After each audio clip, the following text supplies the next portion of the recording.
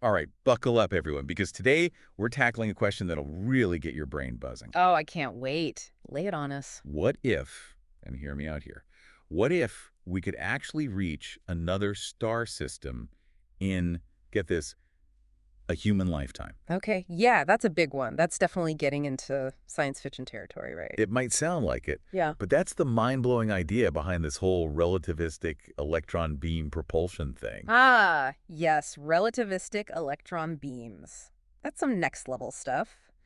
And judging by the mountain of info you guys sent in, articles, research papers, even your own notes, it's safe to say you're more than ready to dive deep into this. Oh, absolutely. We're going deep on the physics, the engineering, the whole shebang. Yeah. And to help us navigate this crazy concept, well, let's just say we've got an expert in advanced propulsion systems with us today. Happy to be here. It's not every day you get to chat about interstellar travel using, a beam of electrons. Yep. Okay, so let's break this down for everyone. How does this even work? I mean, we're talking about pushing a spacecraft with, what, a beam of electrons. It sounds insane. Yeah, it does sound a bit wild at first, but the core idea is actually pretty elegant when you get down to it. Elegant, huh? All right, I'm intrigued. So picture this. A massive, and I mean truly massive, particle accelerator. Mm. But we're not talking Earth-sized here. This thing is parked somewhere near the sun. Well, hold on. Near the sun. That's a bold move. You need that kind of energy, right? So this accelerator, it whips up a beam of electrons and accelerates them to, well, almost the speed of light. Okay, I'm getting some serious sci-fi vibes now. Like a supercharged laser pointer, but with electrons instead of light. You're not far off. Now, way out there, millions, maybe even billions of kilometers away, you've got your spacecraft. Just casually cruising through space, waiting for its electron-powered ride. Exactly. And this spacecraft, it's outfitted with a special sail, but not the kind that catches sunlight. This one's built to interact with these ridiculously energetic electrons. So the beam hits the sail, and boom, off goes the spacecraft. It's not quite a direct hit and boom situation. It's more about a momentum transfer. The electrons themselves don't actually push the spacecraft. It's their momentum that gets imparted to the sail, propelling it forward. And because we're dealing with near light speed, even tiny electrons pack a serious punch. That's where the relativistic part comes in, right? Einstein and all that. Right on. And that's where things get really interesting. As those electrons approach light speed, their magnetic fields become super important. They actually help to contain the electron beam, keeping it tightly focused. So the beam is basically self-focusing. Yep, it's called the relativistic pinch. It prevents the beam from spreading out too much over those incredible distances. Okay, that's pretty impressive. But can we talk about the engineering challenges for a second? I mean, building a gigantic particle accelerator near the sun, it's mind-boggling. Oh yeah, that's the million-dollar question, or maybe trillion-dollar It's question. not like we can just scale up the Large Hadron Collider and call it a day. Mm. Nope, not even close. We're talking about a structure on a scale that's almost impossible to grasp. And it would have to withstand constant bombardment from intense heat and radiation. It sounds almost impossible. What kind of material could even survive that? That's one of the biggest hurdles, for sure. We need to develop entirely new materials, ones that can handle conditions far beyond anything we've ever encountered. And then there's the whole issue of keeping the electron beam coherent over, what, millions or billions of kilometers. That's like aiming a laser pointer at a dime on the moon, but a million times harder. The level of precision required is just astronomical. We need unbelievably sophisticated control systems, constantly adjusting and compensating to keep that beam on target. I've heard about this solar statite concept. Does that tie into keeping this accelerator stable near the sun? Absolutely. The idea with the solar statite is to use the pressure from sunlight itself to counter the sun's gravity. So the accelerator would essentially be balanced, held in place by the sun's own energy. Wow, it's like a cosmic balancing act. So not only do we need to build this monstrous structure, but we also need to choreograph its movements using the power of the sun. It's unbelievable. It's a pretty audacious idea, there's no doubt about that. But the potential payoff? I mean, it's hard not to get excited about the possibilities. Speaking of payoffs, this isn't all about reaching distant stars, is it? Hmm. I've seen some research mentioning other uses for this technology. You're right. Interstellar travel is just the tip of the iceberg. There are tons of potential applications, even within our own solar system. Imagine sending a probe to the outer planets in just a few months, not decades. Or delivering emergency supplies to a Mars colony in a fraction of the time it takes now. The implications for space exploration are huge. It's almost hard to wrap your head around. But before we go full-on sci-fi fantasy, maybe we should bring things back down to earth a bit. Yeah, back to reality, where things are a bit more complicated. Exactly. We'll dive into some of the challenges, the risks, and the ethical considerations of this technology in just a bit. Stay with us. Okay, so we've talked about the potential, the sheer awesomeness of relativistic electron beam propulsion. Shooting spacecraft to the stars at a fraction of the speed of light. It's pretty mind-blowing stuff. No doubt. But let's get real for a second. There are some serious risks and ethical concerns that we just can't ignore. I mean, this is powerful technology we're talking about. Absolutely, and it's crucial to address those concerns head-on. We can't just get swept up in the excitement of the possibilities without acknowledging the potential downsides. Right, and one of the things that really jumps out from all this research is safety. We're talking about a beam of energy powerful enough to propel a spacecraft to what? A significant fraction of the speed of light. Yeah, and that raises some serious questions. What happens if that kind of energy goes off course? What are the safeguards? Exactly. I mean, what if something goes wrong? We're not just talking about a fender bender here. A misdirected beam, that could have catastrophic consequences. It's not something to take lightly. We could be talking about damage to other spacecraft, satellites, even infrastructure here on Earth if the control systems fail. It's a chilling thought. We're Yeah. talking about a technology that could be incredibly beneficial, but also incredibly dangerous if not handled responsibly. Precisely. It's not just about building the technology, it's about the entire infrastructure around it. The monitoring, the fail-safes, the protocols, everything. We need multiple layers of redundancy, ways to prevent accidents, ways to react if something unexpected happens. Absolutely. It all comes down to responsible development. And that brings us to another big consideration: cost. Yeah, this isn't going to be cheap. No, we're talking a massive investment of resources, time, expertise. Building something on this scale, it's unprecedented. And that raises some tough questions. Is it worth it? Are there better ways to use those resources? I mean, we have plenty of problems here on Earth that need solving. It's a valid point. Exploring the universe is a noble goal, but not at the expense of neglecting our own planet and the people on it. We need to strike a balance. Push the boundaries of what's possible, yes, but also address the challenges we face right here, right now. Finding that balance is going to be crucial. And then there's the elephant in the room: the potential for weaponization.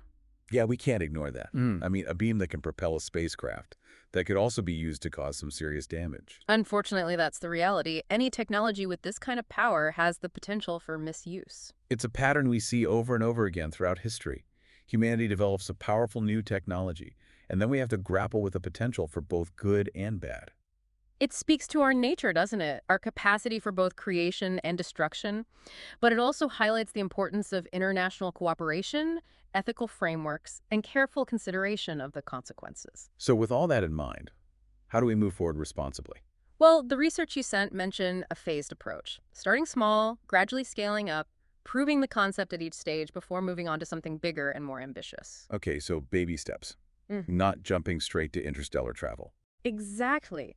Start with small-scale experiments, maybe in low Earth orbit, using existing facilities to test out the basic principles. Make sure we can actually control this thing before we unleash it on the cosmos. Right. Then move on to interplanetary tests. Send a small probe to Mars, or maybe somewhere else in the solar system, using this propulsion method. Gather data, refine the technology, identify potential problems, and solve them. It makes sense. And most importantly, approach it with humility. We don't have all the answers, and there will be setbacks, challenges along the way. It's a long road, but the potential rewards are enormous. Reaching another star system in a human lifetime, it's still hard to wrap my head around. But even if we never achieve that ultimate goal, the benefits along the way could be incredible. Absolutely. Think of the spin-offs: new materials, new energy sources, new insights into physics. This technology could revolutionize our world in ways we can't even imagine yet. It's like the journey itself is as important as the destination. It's about pushing the boundaries of what we know and what we can achieve. Exactly. And it reminds us that humanity is at its best when we aim high, when we dare to dream big, and then work together to turn those dreams into reality. Well said.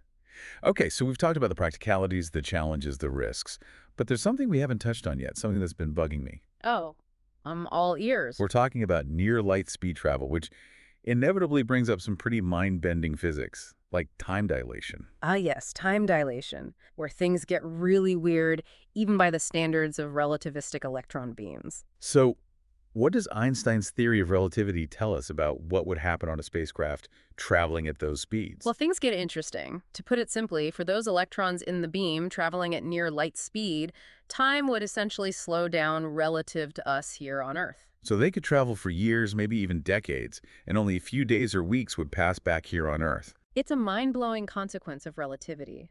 Time isn't absolute. It's relative to the observer's frame of reference. And when you're approaching the speed of light, those differences in time perception, well, they become extremely significant. That's incredible. We're not just talking about reaching another star system. We're talking about potentially stepping into a future far beyond our current comprehension. It's a journey not just through space, but through time itself.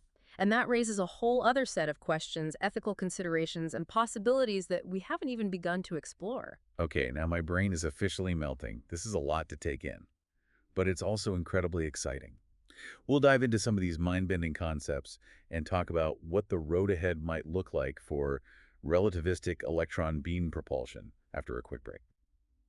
Welcome back, everyone. We've been on quite the ride with this relativistic electron beam propulsion thing. Yeah, we've covered a lot of ground. From mind-bending physics to engineering marvels, it's been quite the journey. But now I think it's time to tackle the ultimate question. If, and this is a big if, but if we could actually make this work, if we could overcome all the challenges and risks. Yeah, the big picture question, what would it mean for humanity? Exactly. It's not just about faster spacecraft. It's about what this kind of technology, this kind of achievement could do to us, to our understanding of ourselves, our place in the universe. It's about pushing the boundaries of human potential, really. Think about it. The ability to travel to other stars within a human lifetime. It's almost beyond comprehension. It's a game changer, no doubt. But it's not just about the destination, right? It's about the journey, the challenges we'd have to overcome to get there, the things we'd learn along the way. The journey is just as important, if not more so. It's about pushing the boundaries of science, engineering, and even our own understanding of what's possible. It makes you wonder, would this kind of ambitious endeavor unite humanity? Working together toward a common goal, pushing the limits of human ingenuity. It's an intriguing thought. Would it bring us together, or would it create new divisions, new competitions? That's the thing, right? It's all interconnected. Huh. We're talking about a technology that would require global cooperation on an unprecedented scale, sharing resources, expertise, knowledge. It would force us to confront our differences, to find common ground, to work together for a greater good. It's a hopeful scenario, for sure. But let's not sugarcoat things. There's always the possibility of this technology falling into the wrong hands. Yeah, the dark side of the equation. It's a powerful technology, no doubt about it. A technology that could be used for good, but also for harm.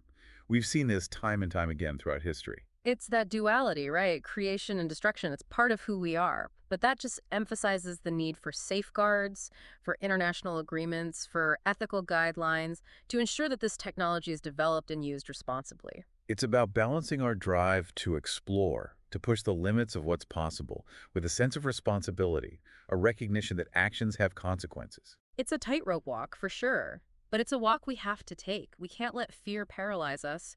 We need to move forward with both caution and optimism. So, where do we go from here? What does the future hold for this incredible and slightly terrifying technology? It's hard to say for sure. We're still in the early stages of understanding what's possible, let alone how to actually achieve it. But one thing's for sure, the conversation has begun. We're asking the big questions, exploring the possibilities, and that's a good thing. It's inspiring, in a way. Even if this technology never becomes a reality, even if it remains a dream, the very act of exploring it expands our minds, our sense of what's possible. It challenges us to think bigger, to dream bolder, to push beyond our current limitations, and who knows, maybe someday those dreams will become a reality. And maybe, just maybe, that journey to the stars will lead us on an even more profound journey, a journey of self-discovery, a deeper understanding of what it means to be human in a vast and mysterious universe. It's a journey worth taking no matter where it leads. Thank you for joining us on this incredible deep dive. Keep exploring, keep asking the big questions, and keep looking up at the stars with a sense of wonder and possibility. Who knows what the future holds?